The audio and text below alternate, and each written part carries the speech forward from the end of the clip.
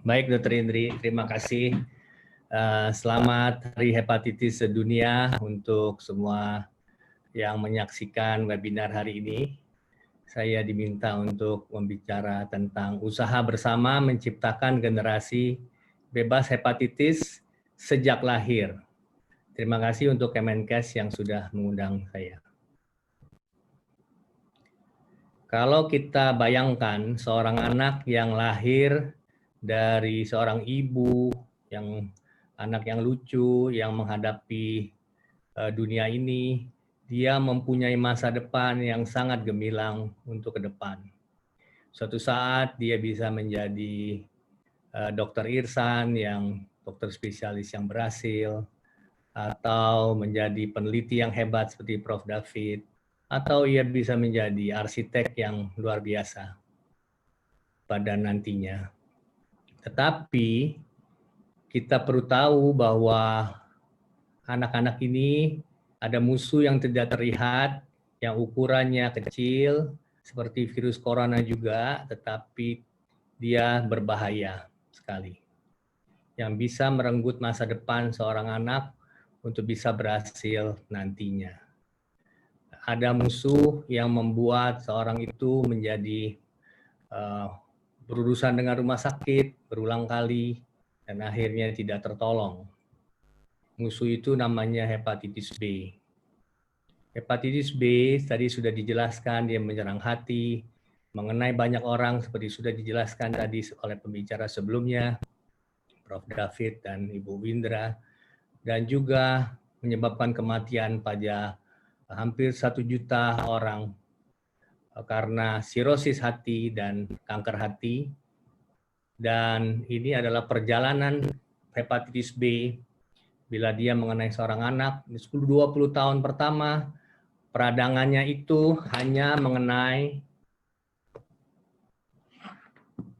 peradangan yang sangat minimal, dan ini tidak menyebabkan kelainan apa-apa. Tadi sudah jelaskan Dr. Irsan bahwa bayi yang seperti anak yang seperti ini akan menjalani kemudian pada waktu dewasa, pada masa di dokter penyakit dalam, barulah dia menimbulkan masalah menjadi hepatitis kronik aktif, dan 40-60 tahun kemudian menjadi sirosis dan atau menjadi kanker hati.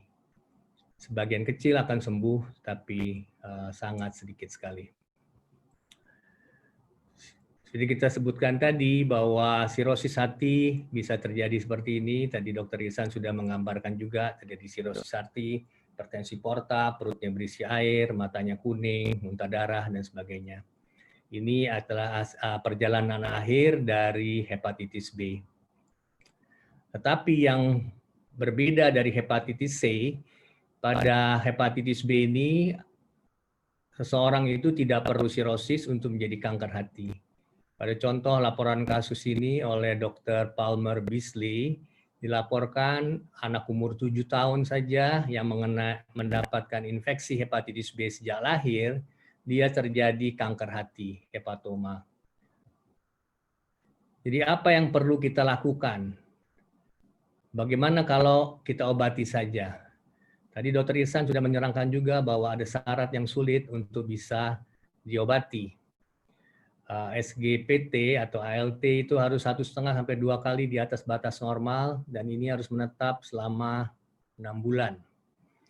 Dan selama saya 20 tahun menjadi dokter anak, saya hanya menemukan 2 anak saja yang masuk dalam kriteria ini. Kebanyakan mereka di fase imunotolerans, di mana SGPT-nya normal-normal saja.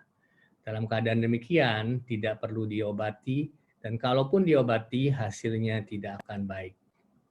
Ada 2 obat yang dipakai pada umumnya untuk mengobati untuk anak, yaitu NUC, yaitu nukleotida atau nukleosida analog, atau interferon. Nukleosida analog diberikan secara oral, bisa diminum, tapi interferon harus disuntik.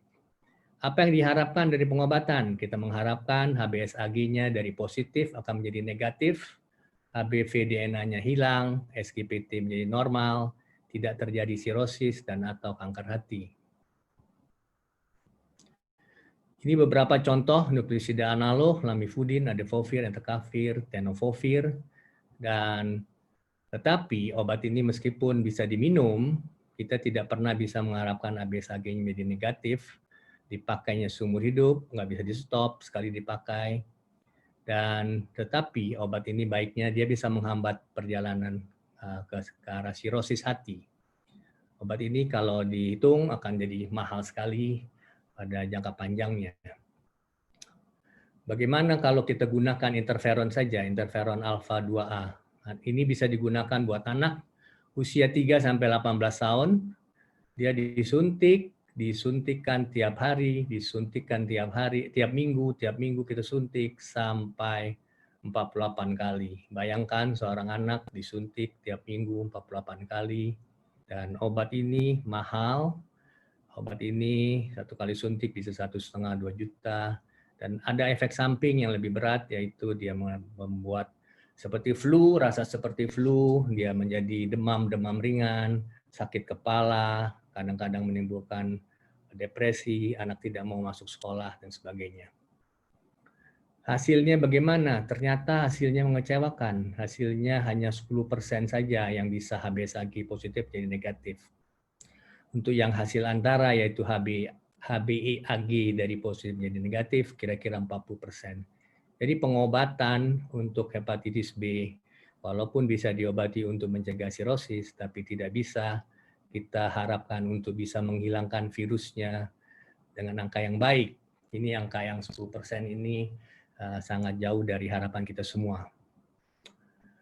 Kebanyakan anak-anak itu akan masuk dalam kategori tidak memenuhi syarat pengobatan, akibatnya dia 6 bulan sekali kontrol teratur. Untuk apa kontrol? Untuk memeriksa darahnya, fungsi hatinya, dan dilakukan USG untuk melihat apakah ada syarat-syarat untuk pengobatan, dan kita juga menseleksi apakah ada tanda-tanda ke arah kanker hati dengan USG dan memeriksa alfa-fetoprotein. WHO mencanangkan bahwa kita harus mengeradikasi hepatitis B pada tahun 2030. Tapi pertanyaannya, bagaimana caranya? Banyak orang bertanya ini, tetapi beberapa minggu sebelum ini, waktu saya searching internet, saya temukan ada satu orang yang sudah menanyakan ini sejak tahun 72. Dia namanya Dr. Parmar Beasley, seorang ahli hepatitis yang memberikan hidupnya untuk meneliti tentang hepatitis B. Beliau hidupnya tadinya di Amerika, bekerja di universitas di Amerika, tetapi dia tinggal lama di Taiwan, meneliti pada 22.000 pegawai negeri di Taiwan dan mengikuti kejadiannya. Dokter ini juga yang mengatakan bahwa vaksinasi dan HBIG itu berguna dan ibu hamil benar menular pada bayinya. Ini adalah pertanyaan yang dari dulu dan akhirnya sekarang bisa kita lakukan bersama-sama. Di area yang endemis tinggi, Dr. Beasley sudah mengatakan bahwa transmisi utama hepatitis B adalah penularan dari ibu ke bayinya. Ini perjalanannya, kalau seorang bayi terkena atau seorang anak yang kena pada saat lahir, 90% akan menjadi hepatitis yang kronis, sedangkan kalau dia kena dewasa, hanya 10%, 5–10% yang kronis. Karena itu sangat berbeda nasibnya bila hepatitis B ini mengenai seorang bayi dari ibu yang hepatitis B. Karena itu mereka inilah yang menjadi sumber penularan pada saat dewasa lagi kepada anaknya atau kepada orang-orang yang di sekitarnya. Lalu kapan sebetulnya saat penularan ini? 5% terjadi pada saat di dalam kandungan, tapi 95% terjadi pada saat kelahiran. Karena itu kita mencari yang terbesar ini, 95% sebetulnya bisa kita cegah untuk terjadi penularan dari ibu ke bayi kalau kita sejak dini melakukan pencegahan itu. Jadi pada saat lahir ini Bapak Ibu sekalian, kita menghadapi saat yang paling penting, momen kritis. Di sini ada saat yang kita mesti bertindak segera agar kita bisa menyelamatkan bayi-bayi dari hepatitis B. Berikanlah vaksinasi hepatitis B sejak bayi baru lahir, lakukan itu kurang dari 24 jam, berikan vitamin K injeksi lebih dulu, kemudian dalam setengah jam berikan vaksinasi, dan jangan tunggu sampai 24 jam, tetapi sedini mungkin pada keadaan bayi sudah stabil, berikanlah vitamin K dan vaksinasi untuk bayi tersebut. Dengan pemberian vaksinasi ini, kita tahu bahwa 95% bayi dan anak membentuk respon antibodi. Yang 5% lagi kemana? Yang 5% lagi itu sebetulnya tidak terjadi infeksi di dalam kandungan sehingga respon antibodi tidak berhasil. Kalau ibu dengan hepatitis B melahirkan bayi, kalau hanya diberikan vaksin saja, ternyata efeknya 80% saja yang menimbulkan antibodi. Tetapi kalau diberikan pada bayi tersebut vaksin ditambah HBIG, imunoglobulin, maka kita bisa menyelamatkan sampai dengan 95% bayi tersebut. Yang 5% lagi sudah terjadi dalam kandungan, sehingga vaksin dan HBIG tidak berhasil menolong bayi ini. Tetapi ini adalah penemuan yang sangat hebat yang sudah disebutkan oleh Dr. Beasley sejak tahun 83. Dia mengatakan bahwa vaksin dan HBIG perlu diberikan untuk ibu dengan hepatitis B yang positif. HBIG itu harganya mahal, 1,5 sampai 2 juta kalau dibeli sendiri. Tetapi yang harga mahal ini kalau kita bandingkan dengan pengobatan hepatitis B, perawatan sirosis, penanganan kanker, adalah harga yang sangat murah dan harus dibayar untuk kita bisa melakukan eliminasi hepatitis B. Kita tahu bahwa dengan adanya kebijakan program P2 hepatitis, kita disupport oleh Kemenkes dan juga pemerintah daerah membantu sepenuhnya untuk eliminasi ini. Karena itu sangat diharapkan bahwa bukan saja dari atas seperti yang dikatakan oleh Prof. David tadi, bukan hanya makro eliminasi, tapi kita masing-masing juga berperan agar program ini bisa berlangsung dengan baik. Pemeriksaan hepatitis B pada ibu hamil ini menjadi pembuka untuk kita bisa bertindak yang tepat, apakah bayi itu perlu diberikan vaksin saja atau diberikan vaksin dan HBIG.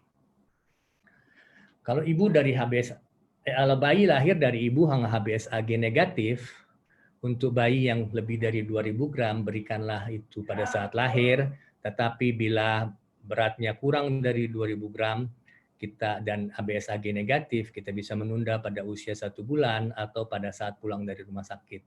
Kalau 3 kali dosis, ini yang jarak yang mesti diperhatikan, 1 dan 2 antara 4-8 minggu, dan 2 dan 3 itu lebih dari 8 minggu, dan 1 dan 3 itu 16 minggu. Umur minimum untuk dosis ketiga paling baik kalau bisa 24 minggu. Kalau memakai vaksin kombinasi 4 dosis sudah memadai, jadi kita bisa menggunakan 4 dosis seperti yang dilakukan oleh Kemenkes, akan menghasilkan hasil yang sama baiknya. Tetapi kalau bayi itu lahir dari ibu yang HBsAg positif, vaksinasi dan HBIG perlu diberikan segera. Jadi tadi bukan hanya vaksin, tapi berikan juga HBIG sebelum usia bayi 24 jam. Dan jangan lupa harus diberikan pada paha sisi yang berbeda, jangan sama karena akan terjadi netralisasi kalau pada sisi yang sama.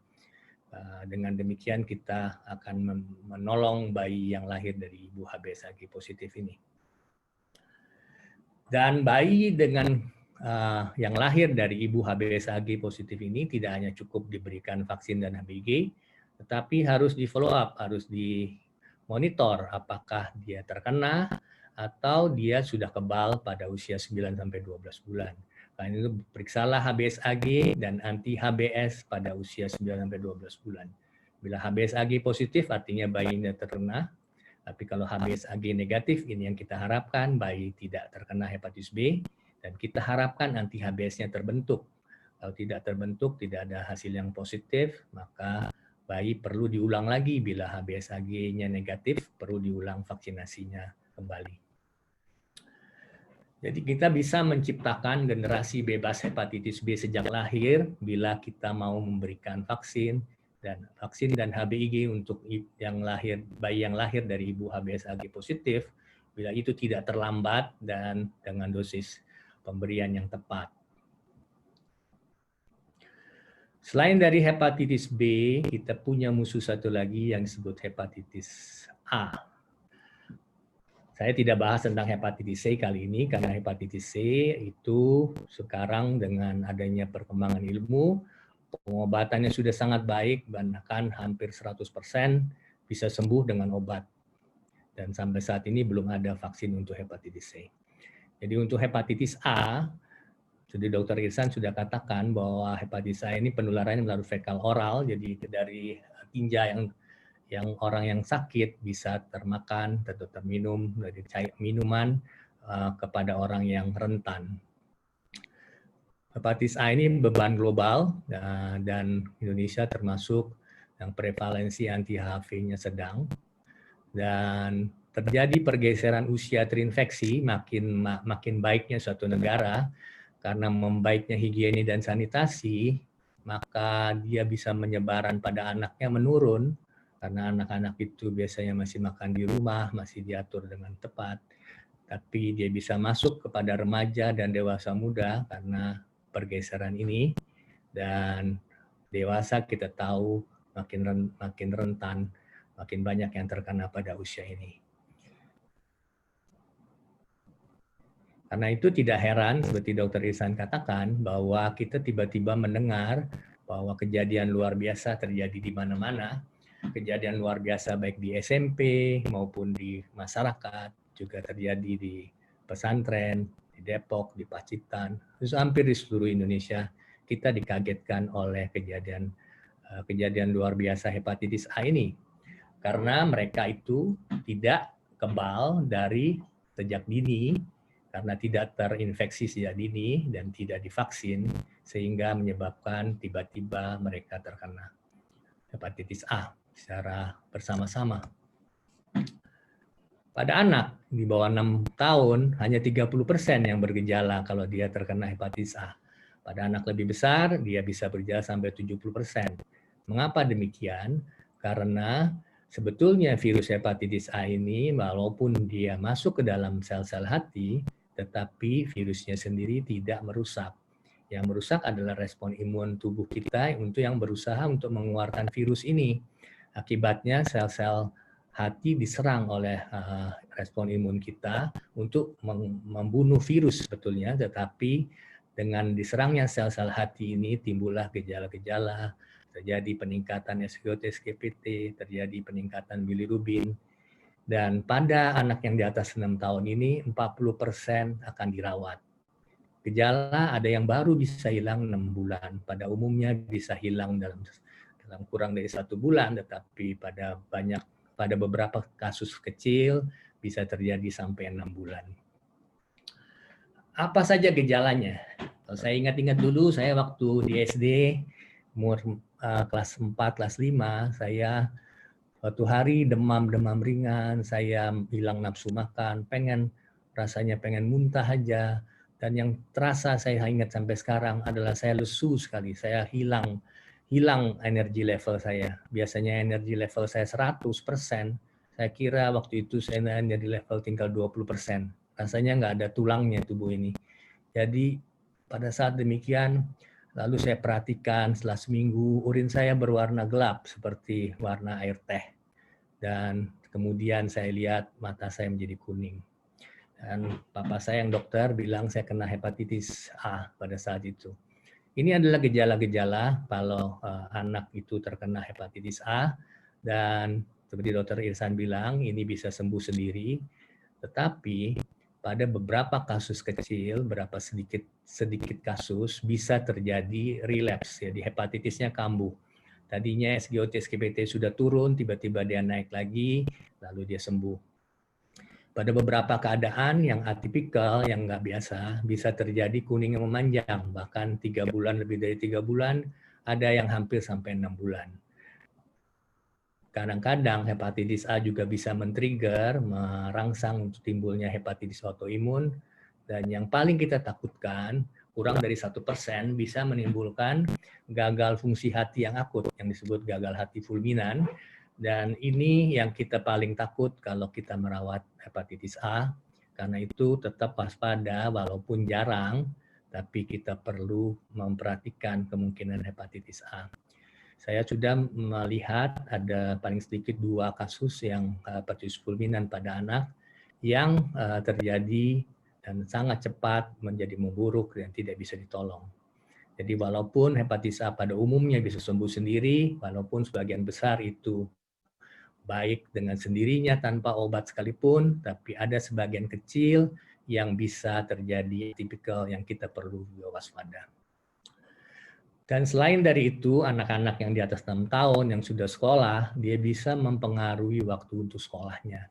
Yang dia sakit paling sedikit ada waktu 2 minggu tidak sekolah, dan ini akan mengganggu pelajaran yang nantinya. Hepatitis A kita tahu bisa dicegah sebetulnya karena dia penularan melalui fekal oral dengan cuci tangan, penyiapan makanan yang bersih, air bersih, sanitasi yang baik. Ini bisa mencegah penularan hepatitis A.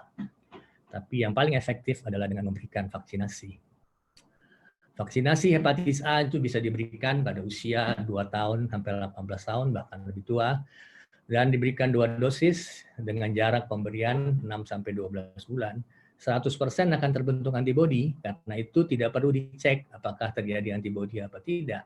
Dan sudah diketahui dari penelitian paling tidak memberi perlindungan jangka panjang lebih dari 30 tahun.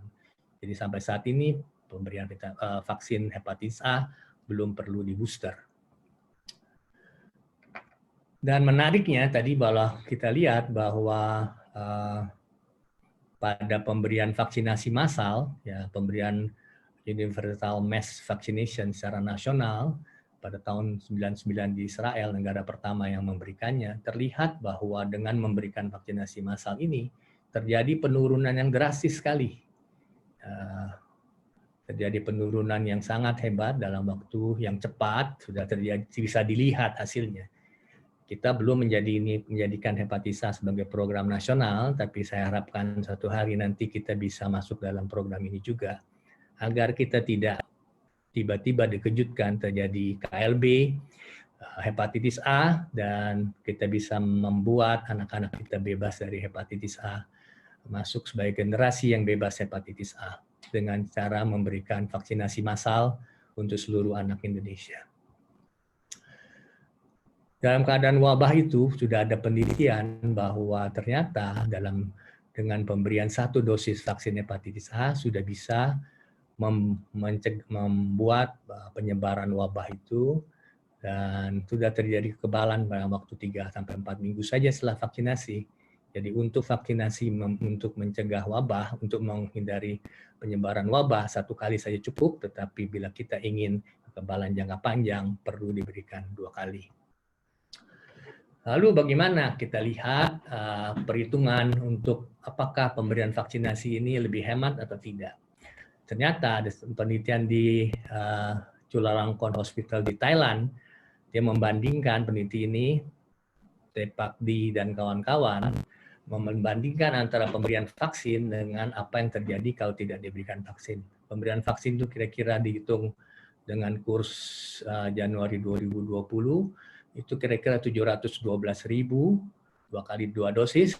Kalau dirawat, kita bisa lihat angkanya. Kalau dia rawat inap tanpa komplikasi, kalau dia rawat inap dengan komplikasi bisa 5 juta. Kalau terjadi hepatitis fulminan sampai 44 juta. Dan kita lihat bahwa sebenarnya pemberian vaksin ini sangat murah bila dibandingkan dengan sampai harus sakit. Sebagai take home message, saya sampaikan bahwa hepatitis A dan B merupakan penyakit yang memberi dampak global, dan hepatitis B pada bayi berpotensi menjadi kronis, dan Walaupun jarang, hepatitis A bisa menimbulkan gejala atipikal. Yang kita paling takut adalah hepatitis fulminan, dan vaksin hepatitis B dan A terbukti bisa mencegah anak terinfeksi, dan kita perlu berikan untuk anak-anak kita semua.